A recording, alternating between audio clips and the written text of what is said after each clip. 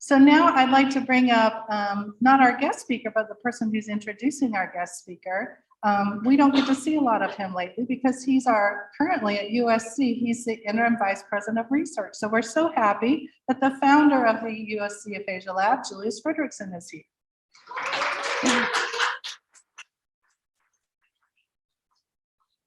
Hey everybody, it's great to see you. This is one of the many aphasia, what do we call it, aphasia community event? Yeah. This is one of the many that we've had in the past. We've been doing aphasia groups at USC, I think since 2002. I came here in 2001. We started doing aphasia research back then, but we started aphasia groups in 2002. So this has been going on for a long time. Actually, Willie Bonaparte just showed up, and I remember Willie probably started back in maybe 2003, 2004, something like that, right, Willie? We go a long way back. But I've known many of you for certainly shorter periods of time than that. But I want to talk about the aphasia research that we do. Without your involvement in that, we couldn't do all the research that we have gotten accomplished. I hope that it's benefited you individually, but I certainly hope that you understand that this benefits the global community of people with aphasia. So I would like to say on behalf of everybody in our lab, we really appreciate you getting involved with us. From the bottom of my heart, thank you. We hope you continue to help us out because we have a lot more research happening, and certainly our group keeps growing. And I hope that for our next event, it will be even bigger. We'll be over COVID by then, I promise. Anyway, so today we have a real treat. We have with us Dr. Argye Hillis. Dr. Hillis, and I wrote this down because she wears many different hats. She's a professor and director of the Center for Excellence in Stroke Detection and Diagnosis at Johns Hopkins University. And she is also the director of the Cerebrovascular Division of Neurology. Dr. Hillis is a neurologist, and there's a large community of people around the world that does research on stroke and specifically on aphasia. Among many different folks that do this kind of research, she's definitely towards the top, if not the top. So this is a really great treat for us. She's gonna talk to you, and then she's gonna answer some of your questions and have discussions with you. So anyway, Dr. Hillis, welcome.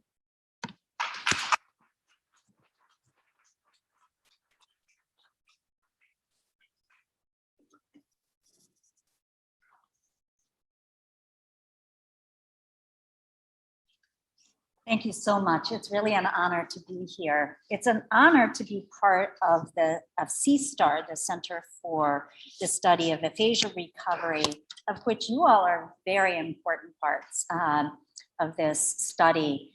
And I have been collaborating with Julius and his colleagues and postdocs and graduate students for several years now, but I know Julius for much longer than that. Before I was a neurologist, I was a speech pathologist for 10 years. And I got interested in studying language and aphasia recovery because of people with aphasia, who were just the most wonderful people to work with and taught me so much. And I was just astounded by the brain and how it recovers language after stroke and the many different ways that people recover. And that's why I went into neurology. I always knew I wanted to be a stroke neurologist, not so I could treat stroke in various ways, but also to continue studying aphasia. And it is really a pleasure to be here. And I was asked to talk about living well with aphasia. Thought about calling it living large with aphasia. And I'm going to tell you about some of my people I've worked with, mostly as patients, who have shown me how important it is to live large and enjoy life, even if you have aphasia. And let me, all right. So what are the secrets of happiness? Well, we wish we all know. But first of all, don't listen to doctors or anyone else who tells you that you won't continue to improve. in language for after, sometimes they say 6 months, sometimes they say 3 months, sometimes they say 2 years, but they always think there's some limit on how long you can recover language. And there's not. Many of you know that. Be honest with your loved ones about what you want to do and what you do not want to do now. And that may have changed. Some things are harder, some things are more enjoyable, some things are less enjoyable. And you just have to be honest about that. And do things you enjoy.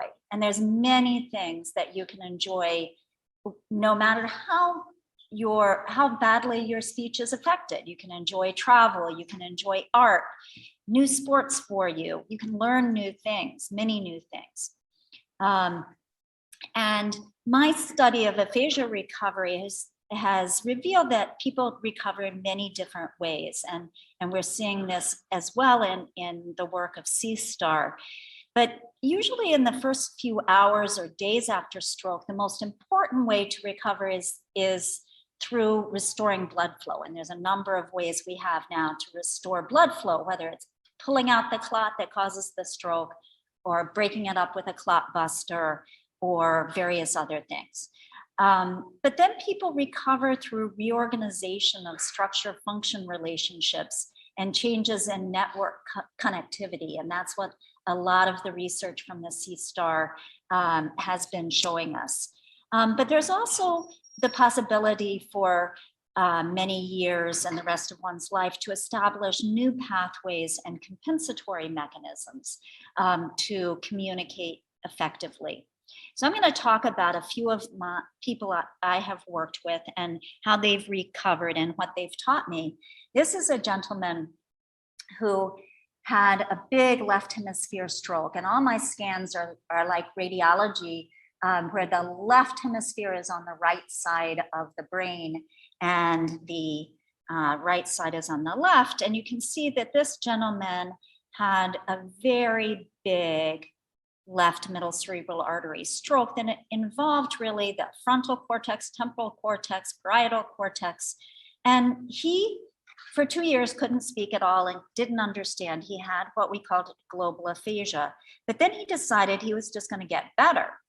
And he started being very active in the community, started swimming 2 hours a day. Even though he had hemiplegia, he went to League for the Handicap and they helped him swim. And he started just talking. No matter how impaired it was, he was talking. And he talked to anybody who would listen to him. And he also became kind of politically active and started to express his politics and doing things for the good. And 2 years later, he had no comprehension deficit when we tested him on our language tests, no naming or reading deficits on our language tests, no speech articulation impairment. But he did have a severe spelling impairment and some mild word retrieval problems in conversation. But when we did some functional neuroimaging studies, we found that he, even when he was reading and writing any kind of language skill, he only activated the right hemisphere. So his work, hard work, speaking and swimming and just in his activities really led to a complete reorganization. So even though he had initially been left hemisphere dominant for language, and that's why he couldn't understand or speak after his stroke, later he used the right hemisphere for language. But some people improve differently. So another person who was a patient of mine when I was a speech pathologist, I'll call SJD, that's not her real initials. She initially had global aphasia, and she was actually part of my very first study that I presented at a conference on teaching globally aphasic patients to communicate by drawing. And she had right hemiplegia, so she had to learn to draw with her left hand, but she could very effectively. So we spent a lot of time having her communicate through drawing. But she kept getting speech therapy after she left the hospital where I worked, and I didn't see her for a few years. And then I worked across the street from a library as in an outpatient rehab center. And I went over to the library to get out a book, and she was there. And she was working there as a librarian. And I couldn't detect any language problems. She seemed to understand everything I was saying. She spoke normally. And I said, that's amazing. You had fabulous therapy. You're doing great. And then a week later, I got a letter. People used to write letters. We didn't have email. And she said, my husband's writing this letter to you because I can't write. And I can speak and I can do my job as a librarian, but I still can't write. So I want to know if I can come back to speech therapy, if we can work around my schedule since you're across the street. You can teach me to write. So I said, sure. So the first thing I did is ask her to write 3 sentences a day. So I wanted to see what the problem was. And the problem was that she could write. She could even kind of write sentences, but she'd leave out the verbs. She couldn't think of how to spell the verbs and should write a blank for each verb. So one of the 3 sentences each day just said whatever she had done that day. And she wrote, I blank at the bank for an hour. And I said, what did you want to write there? And she said, I want it to say, I waited at the bank for an hour, but I can't figure out how to spell waited. It just won't come to me. So I taught her just like we would a 3-year-old or 5-year-old just learning to spell through phonics. Taught her, it was something that just didn't come back to her naturally. She couldn't think of how a sound went with a letter. So she had to relearn that. So she learned things like W, the W sound is spelled W. And she learned through keywords, kind of like we would teach a first grader. And she she learned the sounds, but interestingly, she didn't have to do that for every sound in the word, because if she wanted to write waited at the bank for an hour, she would say, wah, and write W. And as soon as she saw the W, it would just unlock. It would self-cue the word. So she would write W-A-I-T-E-D. Now, waited could be spelled many different ways, right? W-E-A-T-E-D, W-E-I-G-H-T, there's various ways, but it came out right. And so it was a self-cue, just like many of you may be able to think of a word if we give you the first sound of the word. Well, this is being able to just retrieve the whole word, or what we call the orthographic representation, the stored spelling of the word with just the first letter. So it was sort of getting at a new pathway at old information. So she didn't have to relearn how to spell these verbs as long as she could self-cue. But then I had another patient about the same time, HG, who was a 22-year-old woman who had, at the age of 17, had a massive brain injury where the left side of her skull was beaten in and the whole left hemisphere was damaged. And when I first met her, she couldn't say anything that made sense. She could articulate words, but it was the same 17 words over and over again. She would say, this is the thing I did before, this is the thing that I did before, this is the thing I did before. And she could write some words though, but she couldn't say them.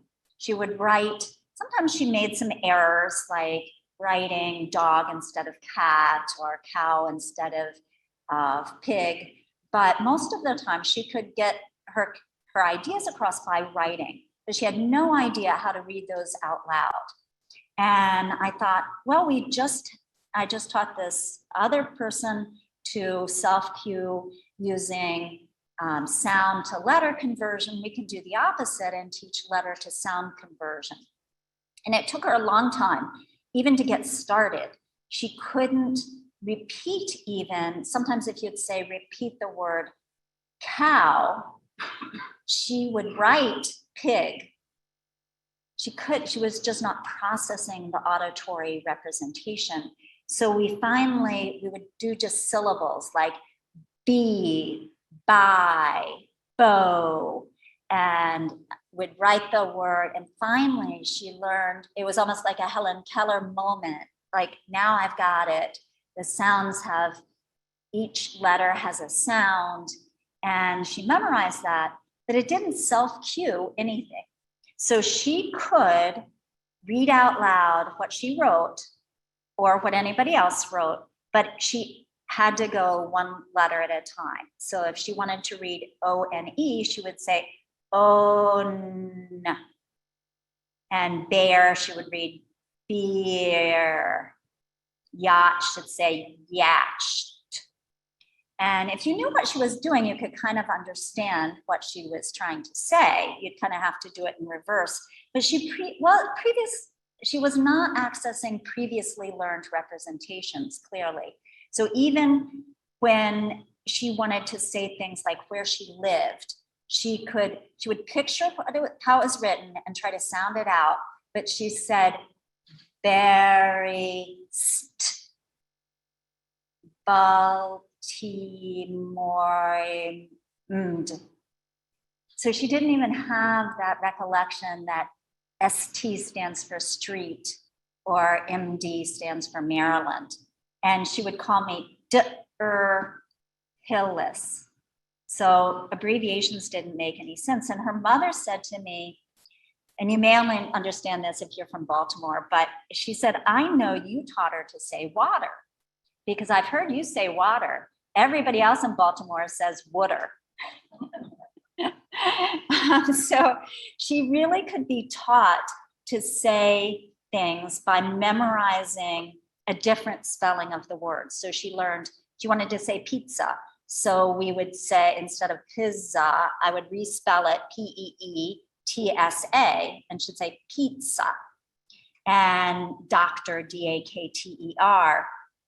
And my favorite story about her is I took her out to dinner in Little Italy because she was really interested in Italy. And I said, you have to ask for everything yourself verbally. And so she did, and she got through the whole meal. And then we had coffee. And then she said to the waitress, may I have sugar? Well, the waitress didn't know what she was saying. I knew it was because I could kind of go backwards, and she was saying S-U-G-A-R, sugar. But the waitress didn't understand. And so I wasn't going to help her. And she said, sweet and low. So she got sweet and low instead of her sugar, but she got through it. But she was so persistent. And one thing she really wanted was a job. And she had complete right hemiplegia. And she, had to speak in this very laborious way. And she wanted to work for a living. She had medical assistance and disability, but she wanted to work. And, I've had people in neurology clinic who sprain their thumb and they want to get disability. Not her. She was intent on getting a job. And so we had to teach her. I think the microphone stopped. I'll try to speak very loud. So she had to learn a vocabulary for a job, which she could do. And even things like smoke break, which was very sad, but she learned vocabulary for a job. And then I ran into her years later. And one of the things she was doing, she was still working, and she was sweeping in the inner harbor, and she would hold one of these dustpans that has a big long stick on it with her left dominant hand and stand on it with her, her left, not now is her dominant hand. And then somehow she would then put her right plegic hand on it, hold it still, and sweep with her left arm. And so she was still working full time, just an amazing woman. And she kept improving over the years. But the other thing I mentioned was letting loved ones know what you want. And I think you all know the fable of a man and a woman who wanted to please each other. In this fable, the man, what he loved most was his horse. And he was very proud of his horse. And the woman had long, beautiful hair that she was very proud of. And he was very proud of it. but they wanted to please each other for Christmas. And so she cut all of her hair off to buy him a saddle for his horse. And he sold his horse to buy her a beautiful barrette for her hair. So they could no longer use either of their gifts, but they were trying to please each other. But it's also important to actually say what you want. And I had a couple, and the man had aphasia after his stroke, and he wanted to please his wife. So he was trying to cook for her, but he wasn't a very good cook. And she was trying to work very hard to support them, since he could no longer bring in his previous salary, and they were miserable. So he also wanted her to get home from work to enjoy the meal he had worked so hard on, and she wanted to be successful in her job, and she didn't want to eat what he cooked. So they were very miserable until I said, you really have to start doing something you enjoy. Stop cooking for your wife. She doesn't even want you to, and do something you enjoy. And he said, well, he liked to paint and he liked to draw. And I said, well, you should absolutely do that. And so I meant to put in his artwork. I'm sorry. Well, he did. He started painting and drawing, and he started winning awards. He was in Charleston at the Spoleto Festival, and had beautiful paintings of Charleston all over, and sold his artwork on a website. He also sent me a picture, and he sent me some of his posters that were just so happy and really showed his spirit. He also sent me a photo of himself swimming on the South Carolina beach in the middle of winter, because he joined a group called the Penguins that swam all winter. So he started doing things that he really enjoyed. And some of my other patients have told me that they've taken up pickleball, which I've never played, but I hear it's really fun, belly dancing. I've had 2 patients who volunteered, one at a horse rescue and the other with horses using hippotherapy. So it was using horses to help mentally retarded children and autistic children who also couldn't speak or didn't speak well, but they could ride horses. And so this particular woman couldn't speak at all, but the autistic children and the horses didn't care. Some have taken up sculpting, dog walking, photography, and bird watching. This is a Baltimore Orioles nest by one of my patients. So that's all I had to say. And I just want to say that I hope that you all find something that you really enjoy doing, as well as recover speech and language or compensate for it so that you can communicate. Thank you.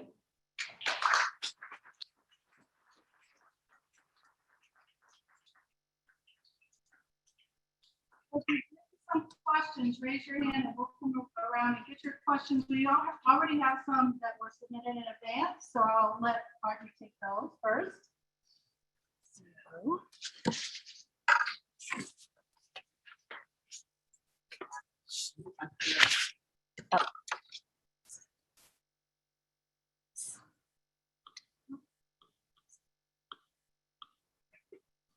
So we have 2 here and then 1 on a card. We'll bring you some more.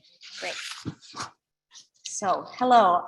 We are not sure what to ask at this point. We are wanting to understand daily routine for improvement.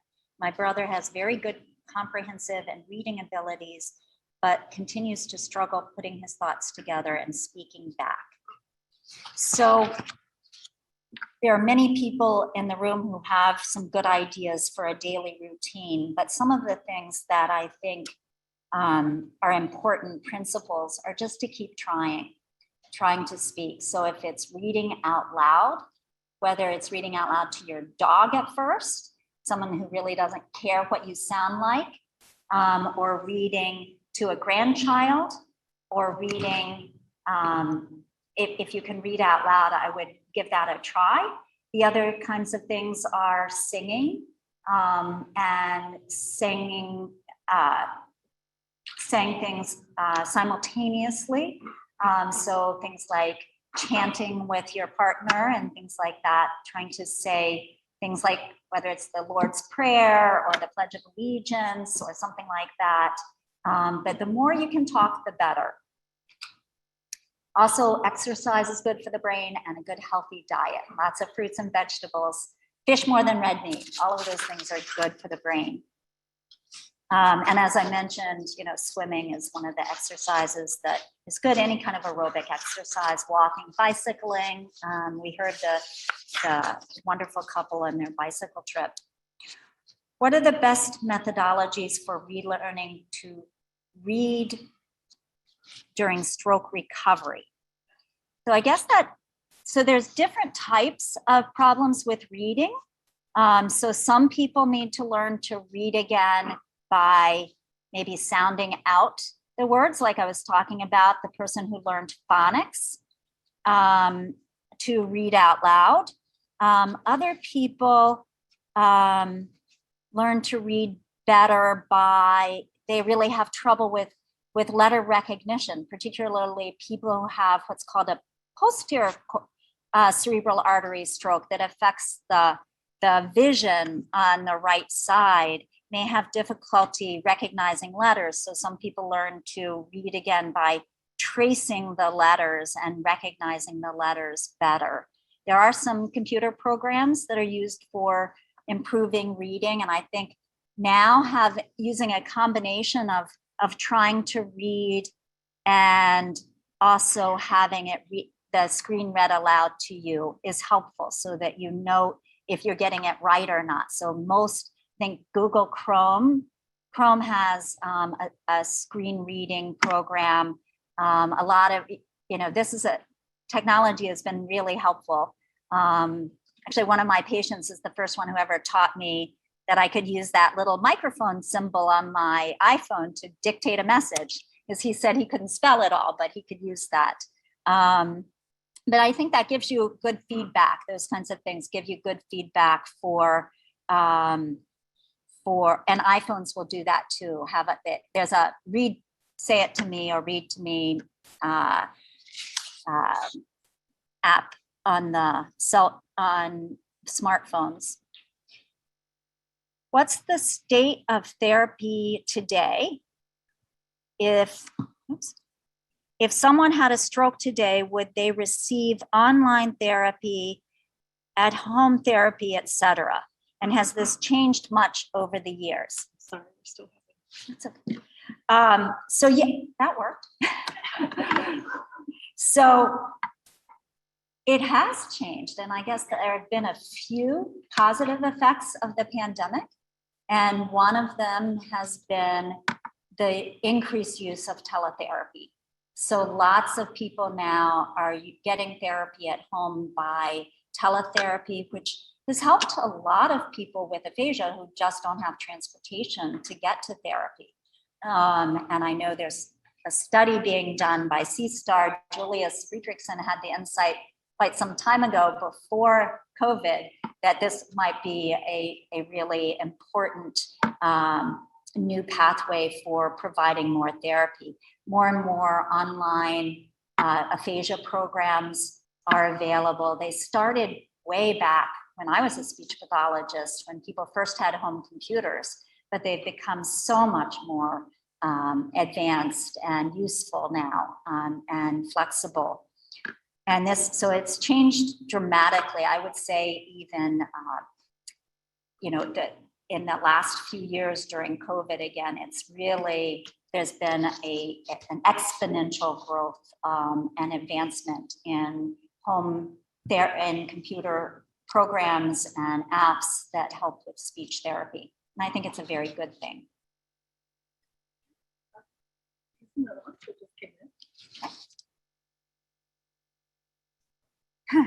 How do you remember people's names? Well, I don't. It's really tough. One of the things, there was a neurologist I worked with who was very good at remembering Very good. Hello, hello.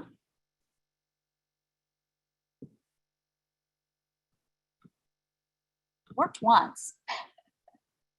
Yeah, I think it's just, you might have to use a large voice. I'm So sorry. when he met someone, he would say, he would meet them, shake their hand, say, Argye, hello, Argye. And what do you do, Argye? And where do you live, Argye? And he would say my name over and over again. And everybody he met, and it seemed kind of odd that he was saying everybody's name 10 times when he first met them, but it helped him process it and he remembered it better. I think it's great that contacts in the iPhone now allow you to keep a picture of somebody. And so it's hard, you can maybe scroll through your contacts to find the picture and say the name. There are going to be more and more programs that use face identification. It was working with some biomedical engineering students who wanted to create Google glasses for aphasic people that would have they'd look at somebody, and if it was somebody they knew, it would use face identification and say Dirk as you're looking at them. But I mean, don't know how well it would work with masks. But also for common objects. So they could look at a chair and it would recognize it as a chair and write it in the glasses, the CHAIR, so they could read chair. It's not commercially available yet, but these things are gonna be available in the near future. So I think those things are gonna be helpful. Everybody has trouble remembering names though. And even if it was somebody you know really well, that happens to all of us. And I tell my students, it's going to happen to you too. Just wait. It gets worse as you get older, starting around age 30. Okay, I have more coming in. One participant over there asked if you would talk more about hippotherapy. She was interested in that.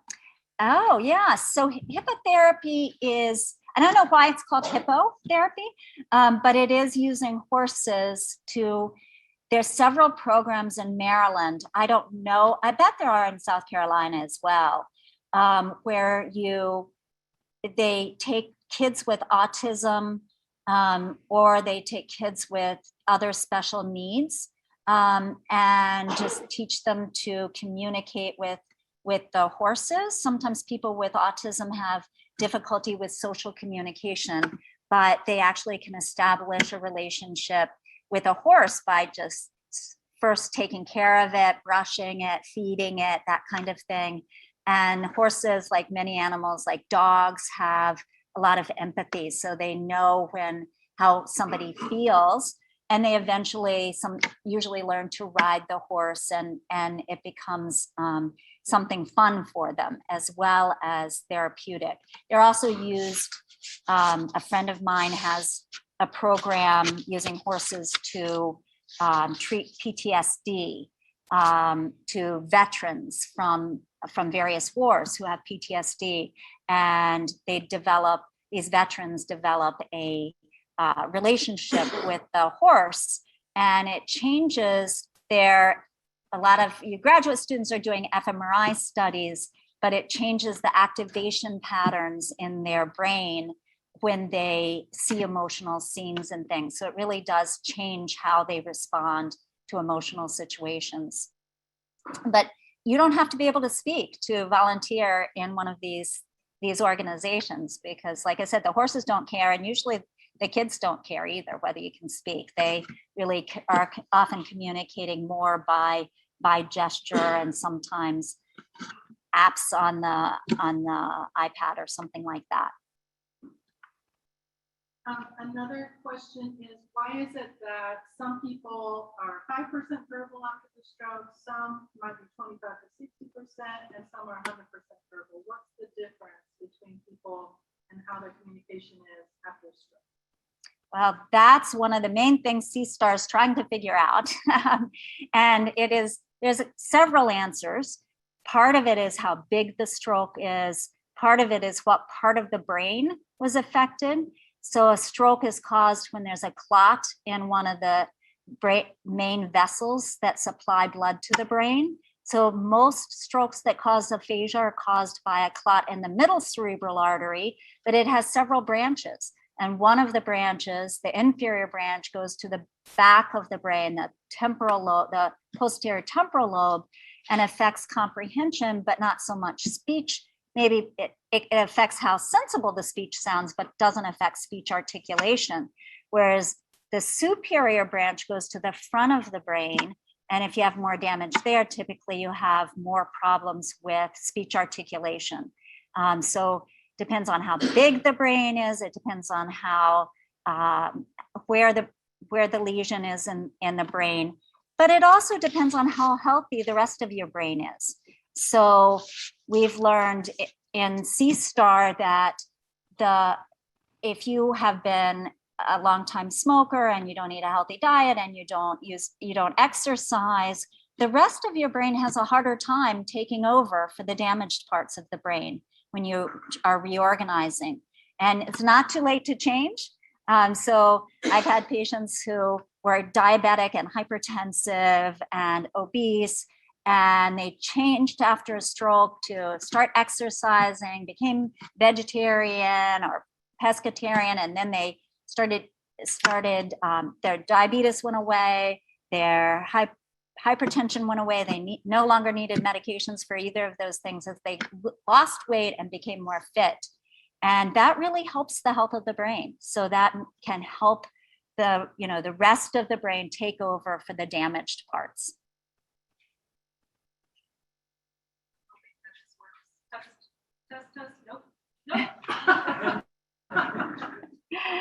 It's not our day for microphones. Luckily, it's not too huge. Good. Any other questions?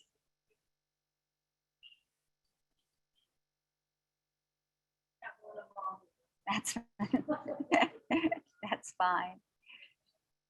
Oh. Any other questions? We wanted to get those in advance just so she would have time to get to as many as possible. But if anyone else has a question that she hasn't answered, you're welcome to answer now. I may have answered part of it in the beginning, but I'm thinking, what is a good place to start now to help aphasia?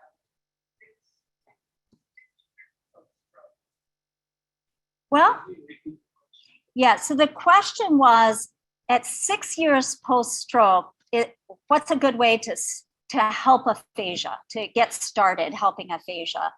And I do think speech therapy is the number one thing, whether it's a speech therapy app or one-on-one speech therapy, it's never too late. I remember as a speech pathologist, I started treating a woman who had had a stroke 22 years earlier. Couldn't say much. She did have pretty good comprehension, had no ability to write, and she improved a lot in speaking and writing. So it's never too late for speech therapy. So that's the one thing. And plus, the other thing is really living a healthy lifestyle, as I mentioned. The exercise, doing things that are good for the brain, healthy diet, making sure you don't smoke, not drinking too much. You're allowed a little bit of alcohol. Anything else?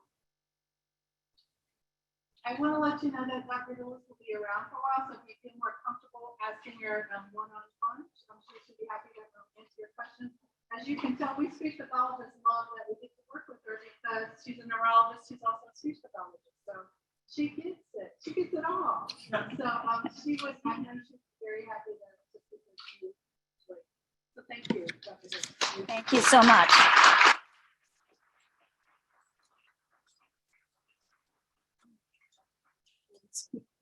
Sorry about that. The microphones.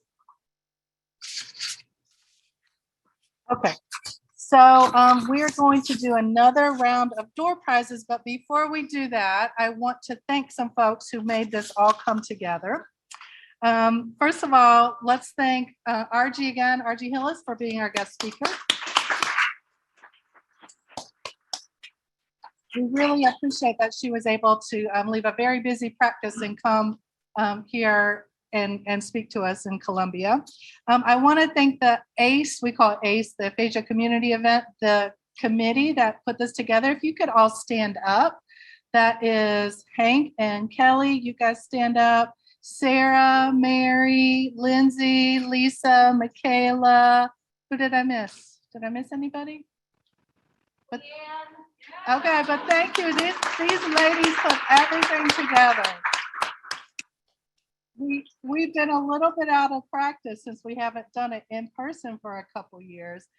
So I appreciate all the hard work that they put in. Also want to thank our photographer, Rich Sayers. Thank him. We're going to have some fantastic photos. He's going to share those with me and we'll have them available if you'd like to download them from, I don't know where we're going to put them yet, but we'll have them online somewhere so that you can access those.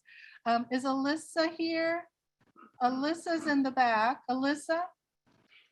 Thank Alyssa and Segra Park for all of that they did to pull all this together. So thank you guys. The Howard family, they're not here today, but they fund a good deal of our community outreach activities. So these are two brothers who live in the upstate and they donate for our community outreach. So thank you to them. Just a couple more and then we'll do door prizes. I want to thank all the student volunteers who helped us. Would all the student volunteers stand up? Everybody, Columbia College and USC. Thank you all for coming and helping. We appreciate that. And finally, as Dr. Frederickson said, we thank all of you, those of you who have kind of stuck by us as we switched to online studies, and then we went back to in-person, and we got the masks, we got all of our mitigation factors, and thank you for coming today. We are so appreciative for all that you do for us. And before I turn it over to Lisa and Lindsay, please eat some more before you go. Again, we decided to have time on either side of the speaker today so that you would have time to socialize, talk with Dr. Hillis, talk with any of